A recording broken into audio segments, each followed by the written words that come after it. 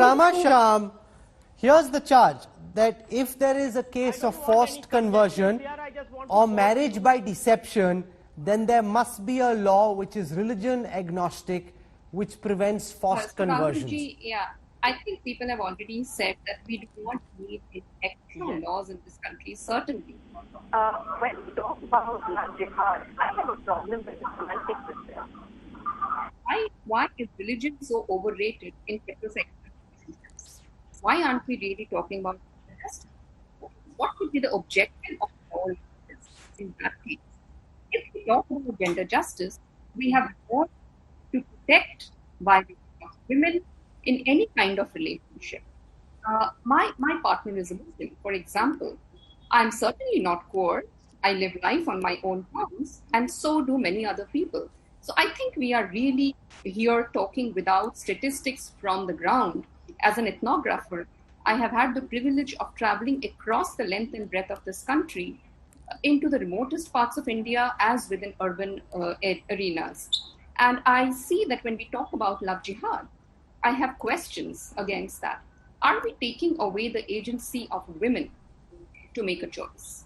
If we were to talk about gender justice in real terms, we are yet to implement the recommendations made by the Justice Verma Committee report. This country doesn't talk about criminalizing marital rape. When we talk about deception, coercion, of course, there should be no deception, there should be no coercion. But isn't that a question of power imbalance in a patriarchal society? Just look at this. For example, very briefly summarizing it, when a girl marries into a Hindu family, she has all kinds of identity markers. She has Mangal Sutra, she has a bindi to wear. I'm from Bengal, we have sindoor to wear. We have no identity markers for men alike, So what are we really talking about?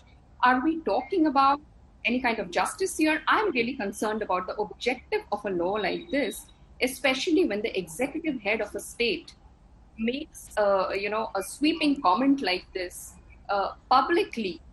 Or do we take responsibility for the objective that this so law you're will asking serve? about the Uttar Pradesh Chief Minister saying if you do this, you will be Ram Nam Satya, suggesting that you will somehow be bumped off, or that they will you will die. He doesn't explain how that will happen, but it's also in the middle of an election, and leaders tend to use rhetoric, but the message was chilling, and the message was that you will no longer live.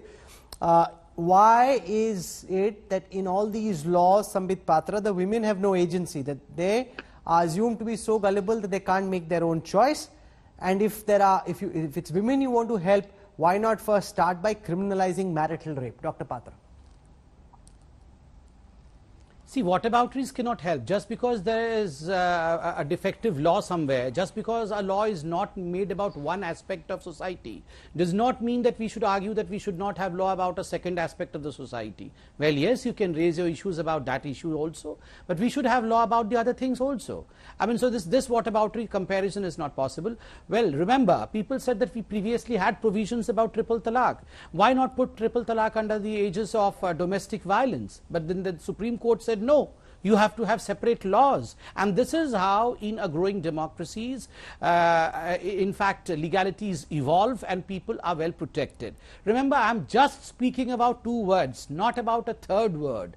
It's two words are deception and forced conversion. And I don't see any reason as to why, whatever the proportion, if there are 100 interfaith marriages and if 99 of them are happy marriages, so be it. Let them live happily forever after. But if there is single marriage which is because of deception or because of forced conversion and the girl is being tortured, let the law protect that single girl. So Mayor Srivastava, Sambit Patra argues this is only about forced conversion and deception.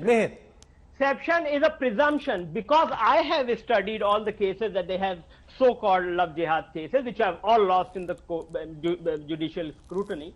But the point is that none of that was coercion. None of it was coercion. It was out of sweet will of the girl.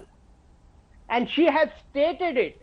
And in this particular case, I agree with Geeta, she is an exceptionally brave girl.